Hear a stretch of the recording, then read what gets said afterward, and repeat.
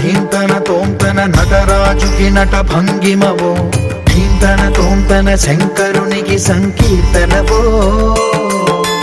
ఈశ్వరుడే అనునిత్యం తనలో తలచుకునే ఓంకారమువో శివ హృదయం కరిగించే ఆ పంచాక్షరివో నీ మదిలో మహాదేవుడినే కొలువుంచగా కైలాసమువో